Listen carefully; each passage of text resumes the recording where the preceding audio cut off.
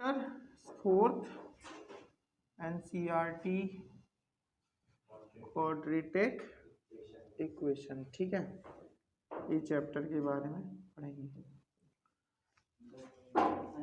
तो quadratic equation जो आपको पढ़ने को मिलने वाली इधर पे, तो आपने क्वाड्रेटिक पॉलिनोमियल पढ़ा ना।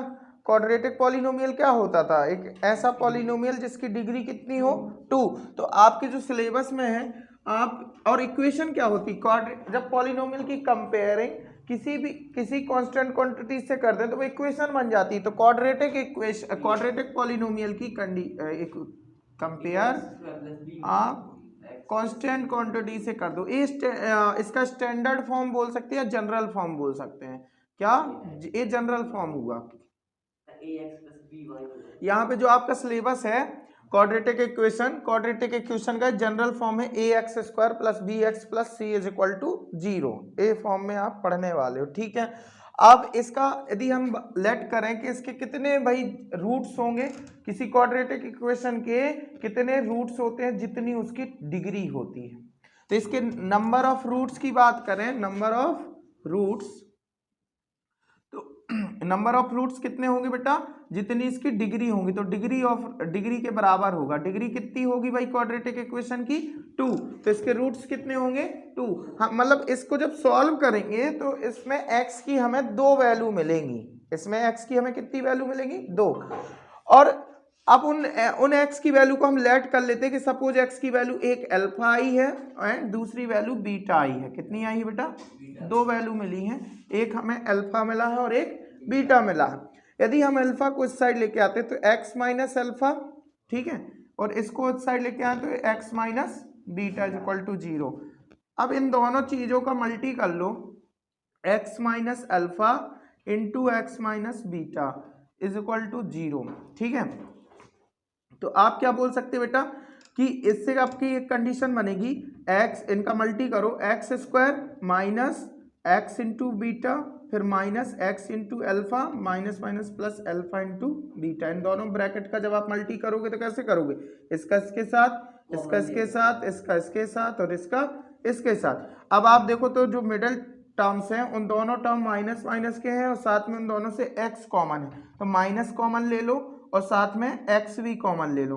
तो बचेगा क्या? अल्फा प्लस बीटा और प्लस अल्फा इंटू बीटा बराबर 0। हम स्टैंडर्ड इक्वेशन जो जनरल इक्वेशन है उसको इक्वेशन फर्स्ट ले लेते हैं और इसको थोड़ा सा आपने देखा कि इसमें x बाद में लिखा, तो हम भी इधर भी x बाद में लिख देंगे, alpha plus beta into x plus alpha into beta. अब इसको हम बोलते हैं अपनी स्टैंडर्ड इक्वेशन। क्या बोलते हैं बेटा? ये हमारा स्टैंडर्ड फॉर्म है, तो ये जनरल फॉर्म है। तो इसको इक्वेशन सेकंड दो और second equation first to second की आप कंपेयर करो तो आपको 2 फॉर्मूला बनते हुए नजर आएंगे from equation first and second. क्या दिख रहा? देखो आपको दिखेगा x², मतलब यहाँ पे x² है, ठीक है। तो थोड़ा सा आपको इसको बनाना पड़ेगा उस तरीके से कि भाई यहाँ पे x² का कोफिशिएंट 1 है, इधर पे x² का कोफिशिएंट क्या है? 1 है। तो इसका भी कोफिशिएंट 1 बनाओ तो क्या करना पड़ेगा? 1 का a का डिवाइड करना पड़ेगा। जब हम इसे पूरी इक्वेशन में a का डिवाइड कर देंगे तो इधर x² बचेगा, इधर क्या बचेगा? b/a इंटू एक्स, और इधर बचेगा c/a बराबर 0। इसको हम इक्वेशन फर्स्ट ले लेते हैं। अब इक्वेशन फर्स्ट और सेकंड से देखो तो x² के कोफिशिएंट दोनों में सेम है। इधर पे x का कोफिशिएंट क्या दिख रहा है? Minus alpha plus beta. इधर पे x का कोफिशिएंट क्या दिख रहा है? b/a only plus. तो मतलब यहाँ पे हमें माइनस अल्फा प्लस बीटा जब दोनों की कंपेयर करेंगे तो माइनस अल्फा प्लस बीटा बराबर b/a, तो अल्फा प्लस बीटा बराबर क्या? Minus b/a।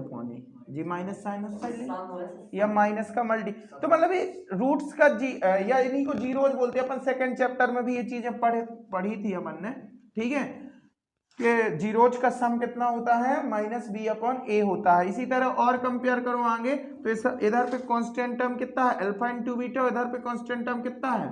c/a।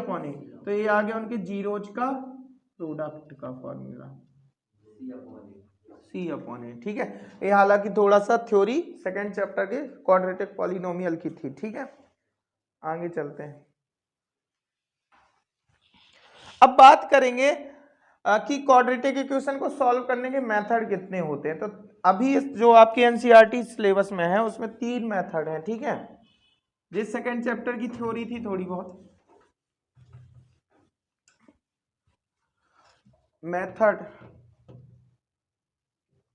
कितने होते, एक तो आपका तुम्हारा पहला मेथड होता फैक्टराइजेशन मेथड, ठीक है, इसी को अपन क्या बोलते बेटा, splitting the middle term method. दूसरा मेथड आपका होता है completing square method, completing square method. तीसरा मेथड आपका होता फॉर्मूला मेथड। बस ये 3 चीजें ही पढ़ने को मिलने ही वाली हैं, फॉर्मूला मेथड। उसके बाद इस चैप्टर में आप पढ़ोगे नेचर ऑफ रूट्स। क्या पढ़ोगे बेटा, मतलब जो आपका एक टॉपिक एक हो जाएगा, इन तीनों मेथड से एक बार, मतलब एक एक्सरसाइज आएंगी सॉल्व करने के लिए। और लास्ट एक्सरसाइज में आप नेचर ऑफ रूट्स, और एक टॉपिक रहेगा रूट्स का नेचर कैसा है, ठीक है, वो बताना पड़ेगा। तो इसमें आप पढ़ोगे कि रूट्स आपके जो ट्रू वैल्यूज मिल रही हैं एक्स की, वो कैसी है, रियल है या इमेजिनरी है, ठीक है। तो और रूट्स इक्वल हैं या तो डिफरेंट है। तो इसके 3 केसेस होते हैं। कितने केस होते हैं, 3 केसेस होते हैं, ठीक है। वो मैं बताऊंगा जब फॉर्मूला आप पढ़ोगे, ठीक है। तो एक एक करके इन मेथड्स के बारे में जानते हैं अपन। हाँ क्यों समझ में नहीं आ रहा का, हाँ कोचिंग, अच्छा तुम्हारा टाइम तो खत्म हो गया, ओके। हाँ देखो एक क्वेश्चन ले लेते भाई, एक्सरसाइज का कोई एक क्वेश्चन उठाओ।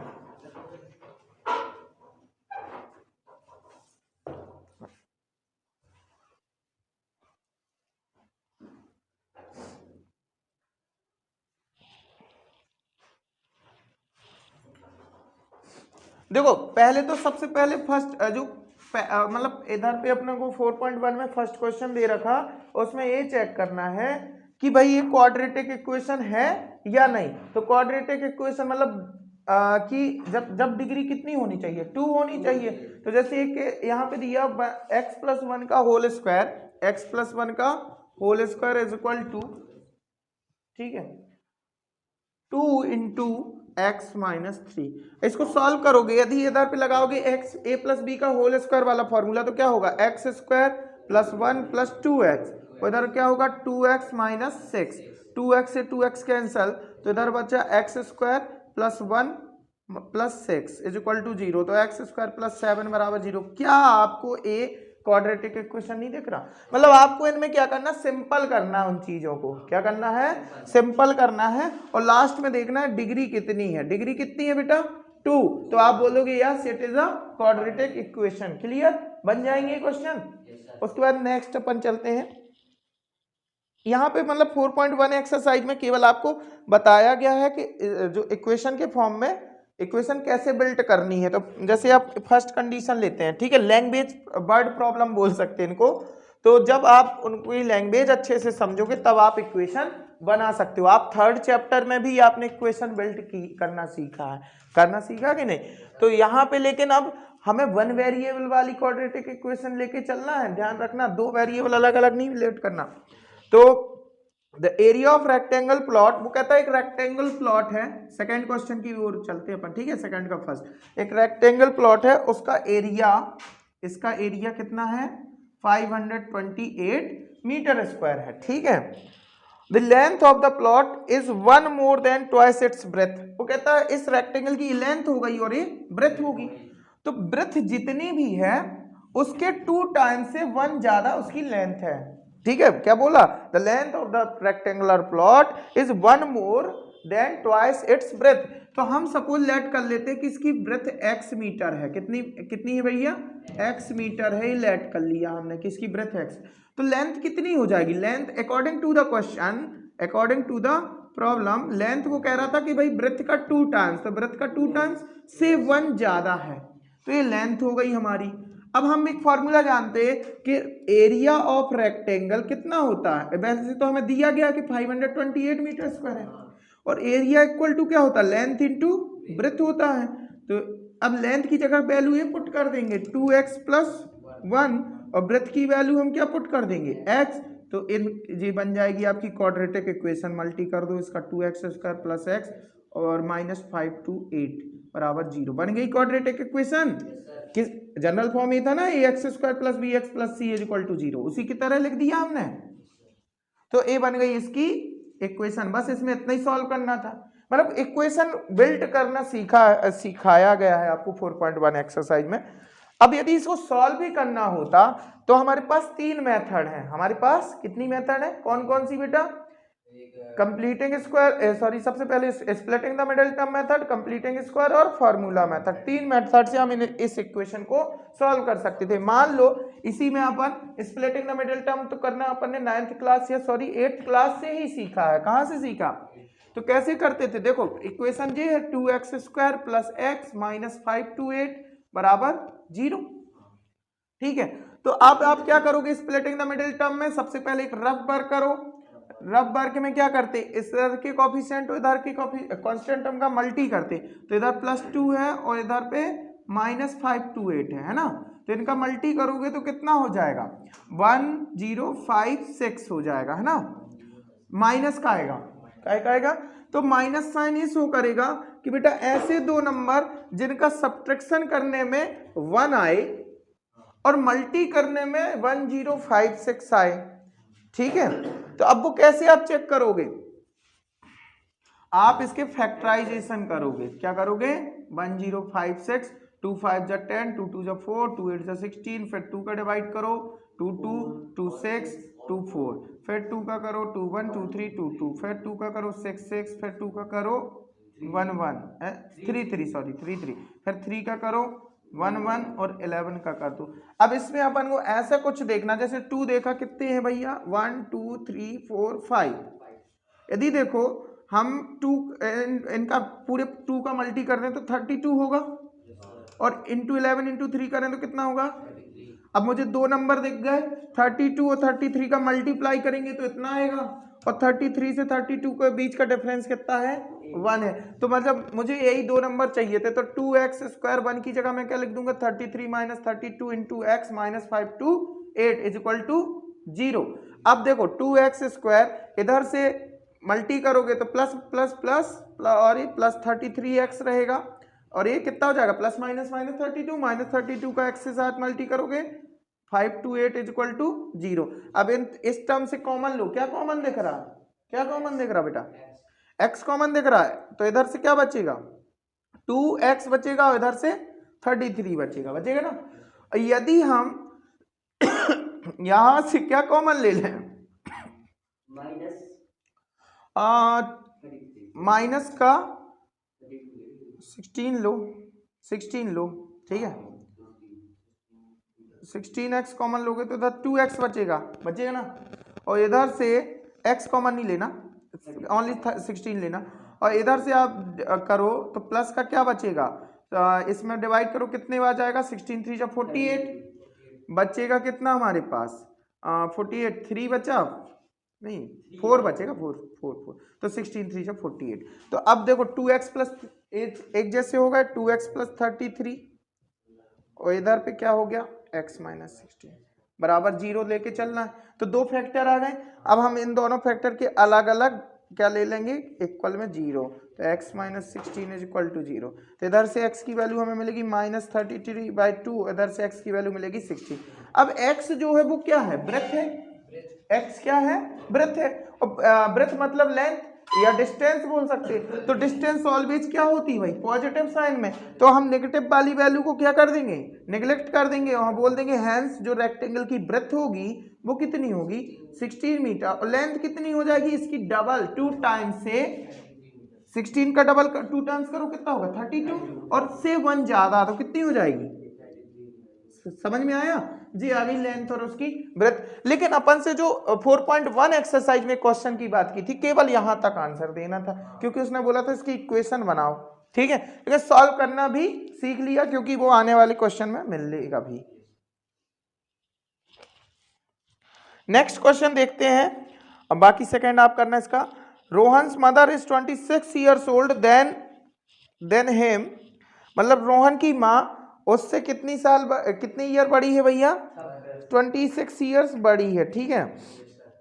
The product of their ages, उन दोनों के एज का प्रोडक्ट करने पर age 3 years from now will be 360, मतलब आज से 3 साल बाद की उनकी जो एज होगी, उनकी एज का मल्टी करोगे तो 360 आता है।